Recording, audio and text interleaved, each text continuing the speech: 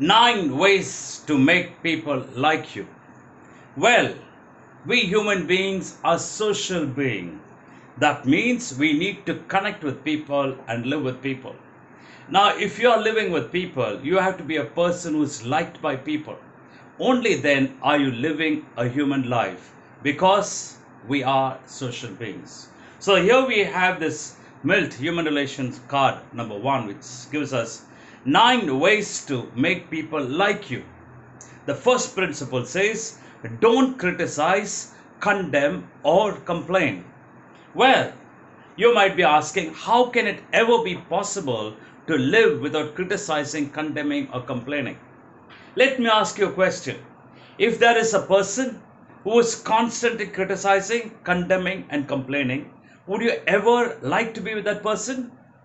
Certainly not. So, similarly, if you are a person who is constantly criticizing, condemning, and complaining, people are certainly not going to be with you. So, therefore, it's very important to note not to criticize, condemn, or complain. You might say it's not possible at all. Living in a place like this with so much of chaos, we cannot live without criticizing, condemning, and complaining. Well, is this opinion of yours coming out of your experience or out of just an assumption? Well, it is not from your experience. The reason is you don't tell that, yes, I have not criticized and I'm not able to live life. I have tried not to criticize, I'm not able to live life. I've tried not to condemn and complain, it doesn't work at all. It's not so. So give yourself a chance to live a life not to criticize, condemn, or complain. For instance, criticizing is always a malice in what you're saying. You probably can give a feedback, but when you lace it with malice, it is called as criticism. Similarly, condemning and complaining has got an evil intent and a malice. So very important to live a life wherein you can resist yourself from criticizing, condemning, or complaining. I can give you one thing for sure. If you can develop this one quality, you'll have so much of energy to live your life to the extent possible. Instead of criticizing, condemning, and complaining, you can probably be creative, contributive, and constructive in activities. And every time when you do that, you are becoming a better person and people are going to like you. The second principle says, give honest, sincere appreciation. Well, give honest, sincere appreciation. When you appreciate somebody, you found out a good quality in the person and you vocalized it, and that is what is appreciation. When you appreciate somebody, you give that person a platform for growth, because having recognized a good point or a good quality in a person, that person feels recognized and you provide that person a platform for growth, and people grow from the platform of recognition. Give honest, sincere appreciation. Don't flatter. Flattery stinks. Flattery has got an intent. Flattery has got some expectation. Never flatter, but give honest, sincere appreciation. And if you are such a natured person who is appreciative in nature, you will certainly draw people to you and people will certainly like you. Arouse in the other person an eager want. Well, you might have authority over some people and you might be tempted to use your authority. When you use your authority, you will get work done from the people, but unwillingly, because they are under you, subjected to you, so they work. But if you can use motivation, if you can make them want to do what you want them to do, they not only do the work, they do it more willingly, and they do it for the love of the work and the love for you as well. So therefore, arouse in the other person an eager want. Make the person want to do what you want them to do.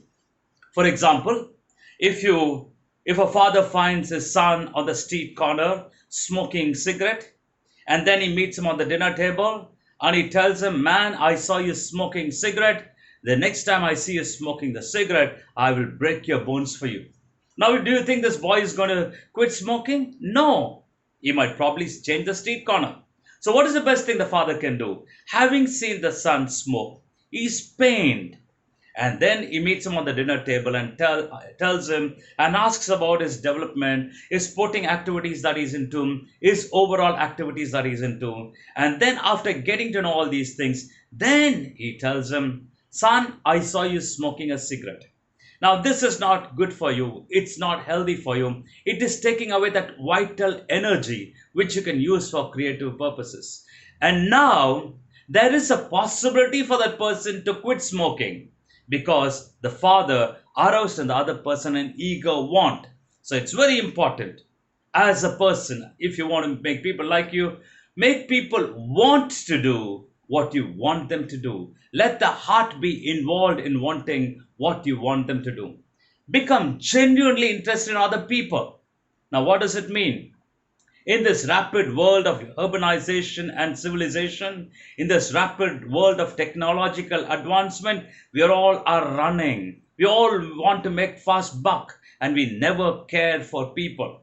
That's why it is said in the process of all this development, urbanization and technological development, one disease has crept into people, and that disease is called disease of dehumanization.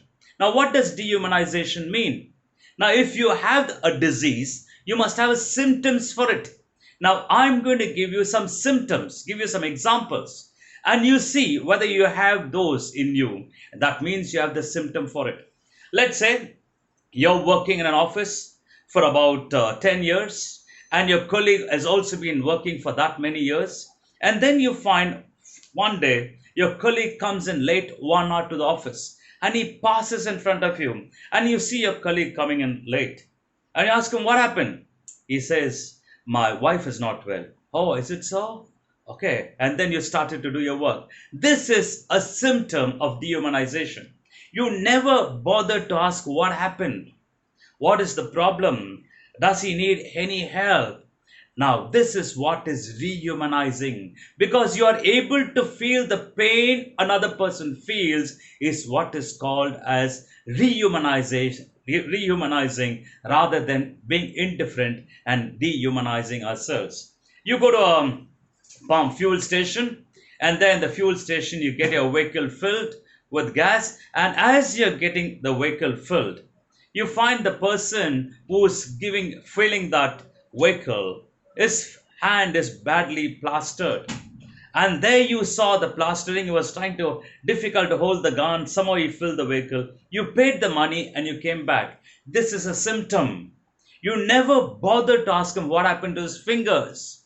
And if you can, for that simple time, short time, can inquire about his health, that is called as rehumanization. Well, you got into an elevator. You got to go to 20 floors. And then as you're going up, you got into the elevator, and then a co-passenger got into the elevator. And then as you're going, you find this person, a fellow passenger in this elevator, has got his hands tied on a sling, fresh plaster, and he's holding it like this, and you're next to him, and then you look up for your floor, and then look up for the floor, look at his hand, and then when your floor comes, you just get away. Now, you never bothered to ask him in that few seconds or few minutes what happened to your hand. Inquire about his health and tell him, wish him all the best. Tell him to take care of his health. This is what is called as rehumanizing. So, therefore, become genuinely interested in people because they are people, a fellow human being and fellow passenger on this planet of ours. The next principle says smile. Well, smiling is something which should come naturally. Smiling is not a corporate etiquette. Smiling is not to be practiced. Smile has to come from within you. When there is an inner flowering, inner joy within you, and that is going to be expressed as a smile. For instance, they say, smile adds to your face value. Next time when you see a person eye to eye, the first thing that you must do is smile.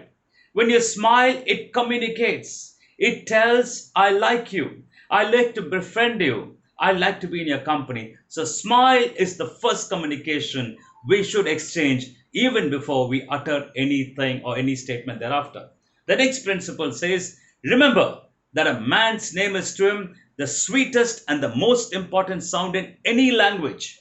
Well, a man's name is to him the sweetest and the most important sound in any language. The reason is, if a person's name is pronounced rightly, the person likes you a lot, because everybody wants their name to be pronounced properly. If there is any distortion in the pronunciation, they feel offended. So therefore, take time to learn to pronounce people's name. There might be some names which might be very difficult for you. It is very important for you to learn from that person how to pronounce the name, and then when you pronounce the name, and that means when you take so much of interest in a name, that shows you're taking a lot of interest in that person as well. Remember that a man's name is to him the sweetest and the most important sound in any language.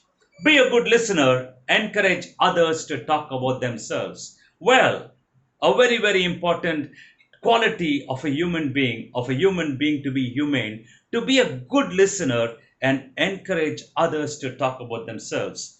Well, when people come to share with you their problems or something that has happened to them, you will not listen to them, you generally hear. Hearing is allowing your sound to hit the eardrum and vibrate. But listening is when your mind is connected to your ears, you tend to listen. So listen and don't merely hear. So when a person is coming to talk about their problem or some situation, it's good for you to listen to them without opinionating, without judging, without having to get prepared to give a solution or an advice. Just listen. And that's a great trait. But generally, what people do is after the person finishes the talking, then you start to tell your problems. Now, the sad thing about that person is that person came to you to tell their problem and now goes back with your problem. Now, what a sad thing. So, therefore, be a good listener. Just listen. Don't even have to give any advice. Just open your heart and with empathy listen. And then you find the moment you're a good listener, certainly people take a liking towards you. Talk in terms of the other man's interest.